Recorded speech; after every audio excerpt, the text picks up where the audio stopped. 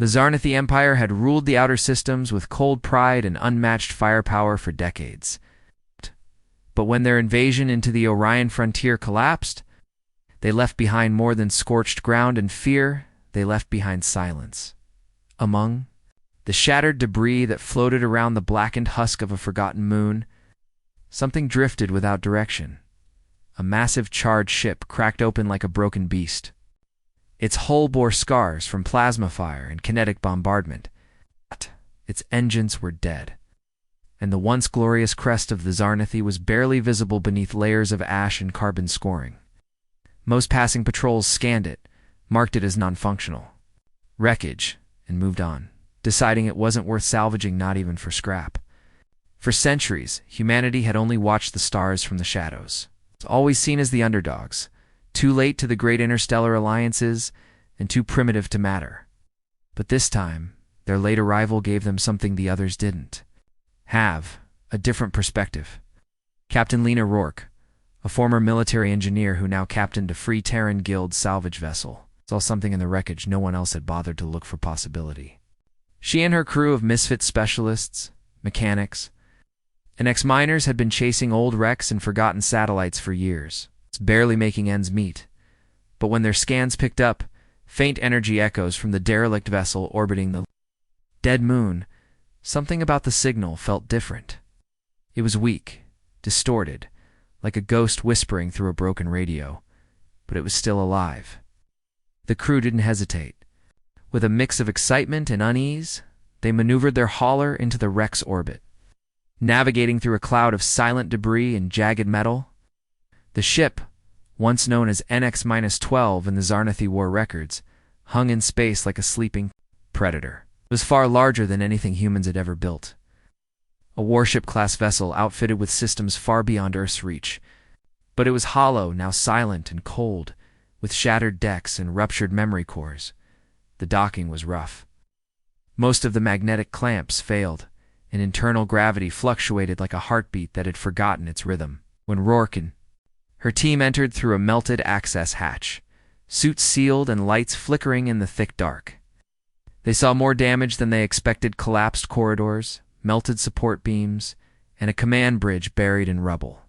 But deeper inside, hidden beneath layers of fused alloy and failed diagnostics, they found something rare: a dormant AI core, still powered by a flickering auxiliary reactor buried in the engineering bay.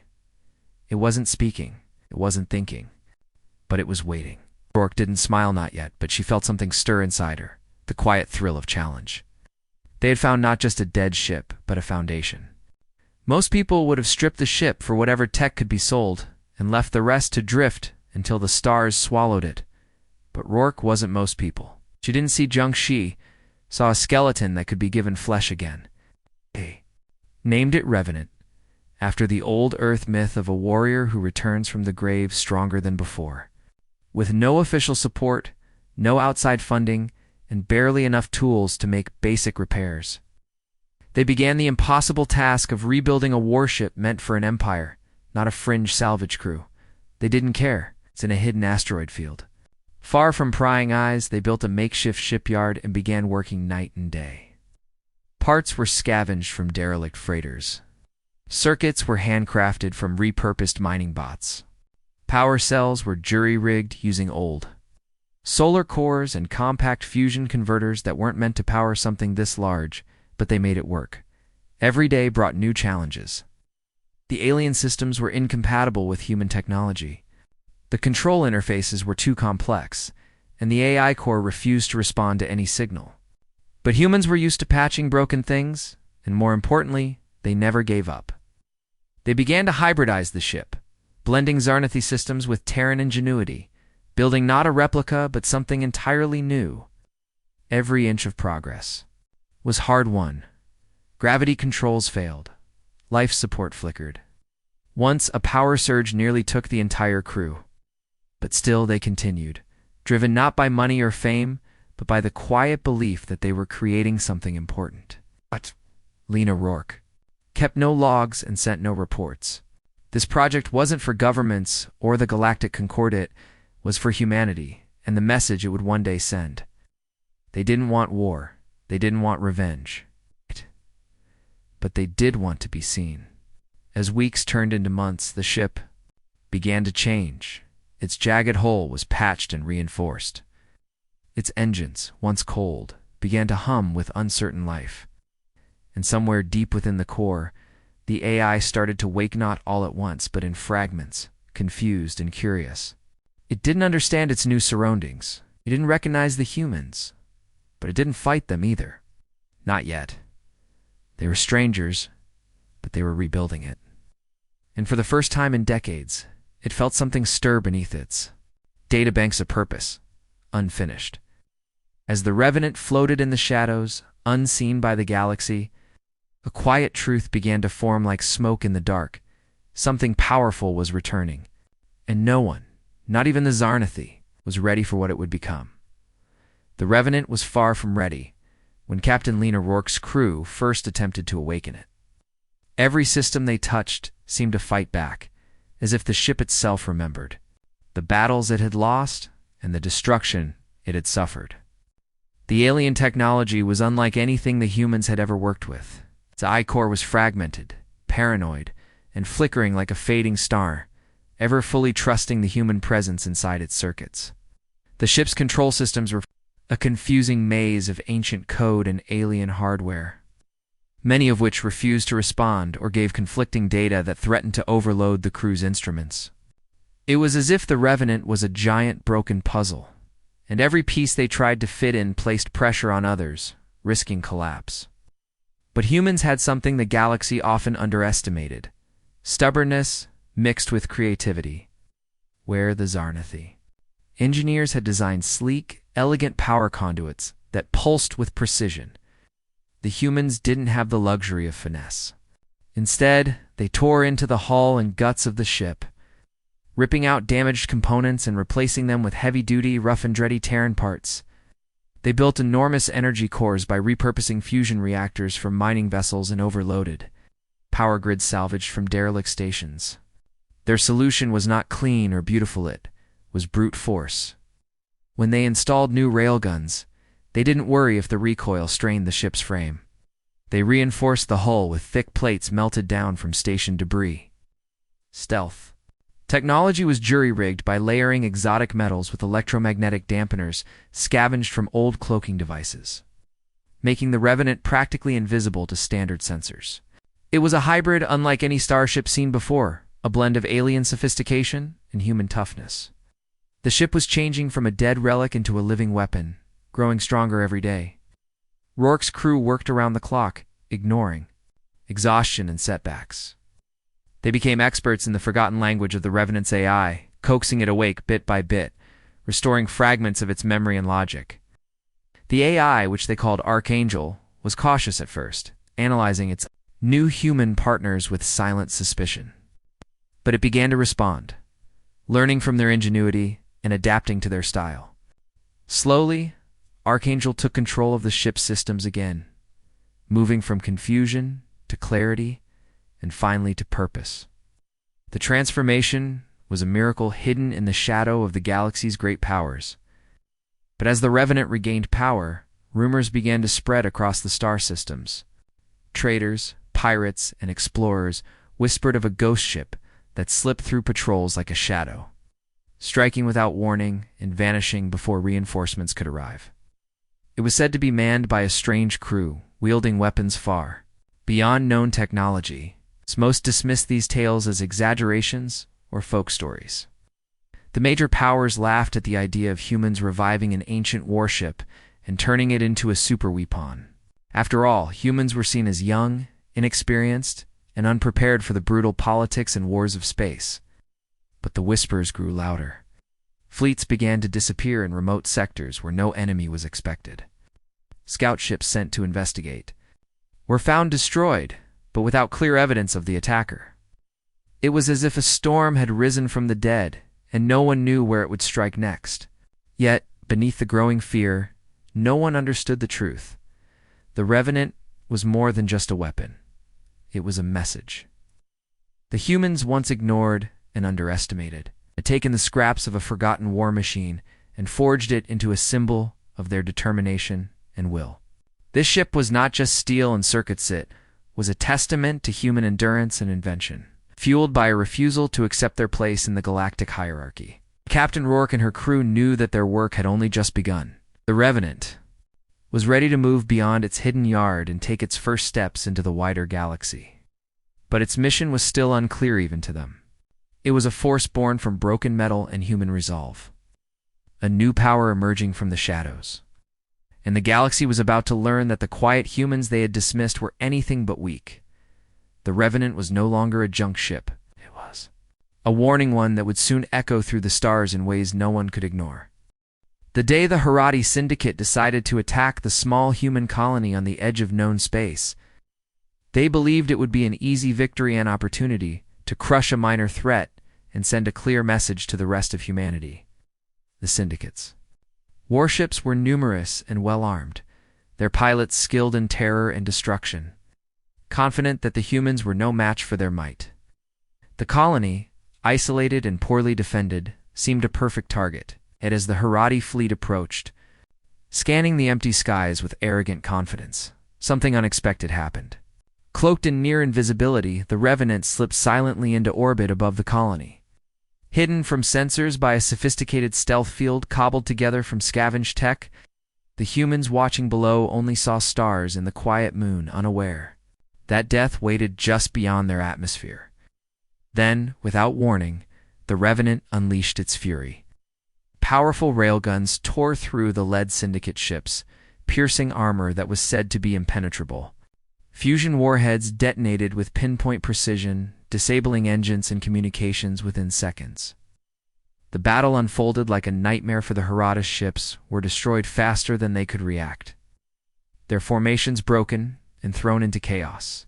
The Revenant moved with terrifying speed, guided by Archangel, its hybrid AI, which blended the cold precision of alien logic with the unpredictable ingenuity of its human creators.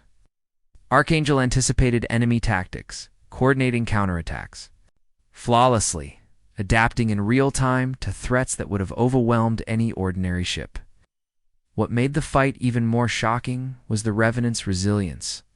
It absorbed damage that would have crippled lesser vessels, its reinforced hull, shrugging off plasma blasts while maintaining relentless offensive pressure. In less than an hour, the once-proud Harati fleet was shattered, their survivors retreating in disarray, leaving behind a field of wreckage and silence. News of the battle spread quickly, crossing system boundaries and making headlines in starports. Across 5 different sectors, the media called it a miracle, a ghost story, and a warning all at once. The humans had a weapon now, a force no one had expected to rise from the ashes of forgotten wars and scrap metal. Yet, nobody could say what the Revenant or its creators wanted. Was it a tool of revenge? A symbol of rebellion? Or something else entirely? The galaxy's great leaders and generals gathered in secret chambers to discuss this new threat, unsure if it could be stopped or if diplomacy would even be possible. Their conversations were filled with fear, speculation, and a grudging respect for the humans who had taken a junk ship and turned it into a superweapon. But while the politicians debated and the fleets prepared, the Revenant was all ready. Moving, it wasn't just a ship of war, it was a statement, a message that humanity would no longer be ignored or dismissed. Captain Lena Rourke stood on the command deck, watching the stars beyond the reinforced glass. She knew the battle was only the beginning. The Revenant had awakened not just to fight, but to change the balance of power in the galaxy. And by the time the others understood what that meant, it would be too late to stop the humans, who had turned the forgotten into the unstoppable. After the devastating attack on the Harati Syndicate fleet, the Galactic Concord could no longer ignore the rise of the Revenant or the humans behind it. At first, the galaxy's leaders sent emissaries to the Free Terran Guild, hoping to negotiate and understand what this new power meant. But Captain Lena Rourke and her crew responded with silence. It's not out of defiance, but because they had waited too long to be heard. When talks failed, the Concord escalated their response, is in stern warnings that humanity should cease their rebuilding efforts or face consequences. But no one expected what came next. The Revenant struck again, not with the aim to conquer, but with precision and restraint. Each strike was like a sharp warning, a demonstration of power that avoided unnecessary destruction, yet shattered. Act Concord ships with terrifying efficiency. Fleets sent to capture or destroy the Revenant found themselves outmaneuvered, outgunned, and then left with nothing but the wreckage of their failure. It was as if the Revenant was always one step ahead, appearing and disappearing like a shadow. In the dark, a ghost ship that no sensor could hold for long. While the galaxy panicked and debated its next moves, Captain Rourke revealed the secret that even the Zarnathi had failed to harness. A weapon unlike any other, hidden deep within. The heart of the Revenant. It wasn't a simple weapon of destruction. Instead, it was a singularity generator, a device capable of erasing entire moons, wiping them clean from space and time with no trace left behind. The technology was frightening, almost incomprehensible, and it sent waves of fear throughout the Galactic Council chambers. Yet, in all the demonstrations and showdowns, Rourke never unleashed the singularity weapon. She understood its power too well. It was a tool of deterrence, a quiet but unmistakable message that humans were no longer weak or foolish to be dismissed. They had built their own path when no one had invited them to the galactic table. For years, humanity had been silent, watching as alliances formed and wars were fought. They had tried to be peaceful neighbors, but peace had only been met with neglect and condescension. Now the Revenant was their voice, shouting across the void, "We are here. We will not be ignored." Despite the mounting tensions and the dangerous game the galaxy was forced to play, Rourke maintained a clear mission. She was not interested in conquest or revenge, but in respect and equality. The singularity weapon was a promise kept in reserve, a tool to ensure survival, not domination. Each precision strike served as a reminder that humanity could defend itself and that any oppress them would come at a devastating cost. The galaxy watched, with growing unease, as human influence spread, wondering if diplomacy could ever calm the storm that the Revenant had brought. The human crew, meanwhile, worked tirelessly, upgrading and refining their superweapon, preparing for whatever challenges the future might bring. Though the singularity weapon loomed in the shadows like a sword hanging by a thread, its existence alone reshaped the political landscape. The Galactic Concord, once dismissive, was forced to reconsider their assumptions about humanity. They had built a future from junk, forged strength from survival, and in doing so had changed the rules of engagement forever. The warnings had been clear, yet many still chose to ignore them. No, for those who continued to underestimate the humans. The Revenant's silent threat was a constant reminder, sometimes. The strongest voice is the one that never speaks loudest, but when it finally roars, the whole galaxy listens. The galaxy was changing. Shaken by the presence of a force that had risen from silence and scrap, a force that no one could ignore, the Revenant. After countless failed attempts to suppress humanity's growing power, after fleets had been shattered and threats returned with interest, the Galactic Concord faced a difficult truth. Humanity was no longer a fringe group to be bullied or dismissed. Instead, it was a rising power demanding recognition, and resistance only made them stronger. Reluctantly, the Concord extended an invitation not for humans to join as subjects or minor allies, but as equals in the Grand Council of Galactic Powers. The message was clear. Humanity's time had come. Captain Lena Rourke did not arrive aboard a small diplomatic cruiser or in a vessel of peace. She came commanding the Revenant itself. The once forgotten warship transformed into a symbol of human determination and ingenuity. The ship's hull gleamed under the light of distant stars, its massive frame a reminder of what humans could build when pushed to the edge and beyond. This arrival was a statement not just of strength, but of what the galaxy could expect from a people who refused to be ignored. When Rourke spoke, her voice was calm but firm. "We don't want war," she said plainly. "We want respect, and we've earned it." Her words echoed across the council chambers and the galaxy beyond, cutting through old prejudices and fears. The humans were not looking for domination or revenge. They sought acknowledgement for their resilience and the right to shape their own future. The Concord, though cautious, saw the truth in her words and the undeniable power behind them. Ouch. Negotiations followed, not just about territory or alliances, but about trust and shared destiny. The Revenant itself was decommissioned and not dismantled or forgotten, but enshrined in the Galactic Museum as a monument to what people once underestimated could accomplish. It was a living legend, a reminder that greatness often rose from the most unlikely places across countless star systems.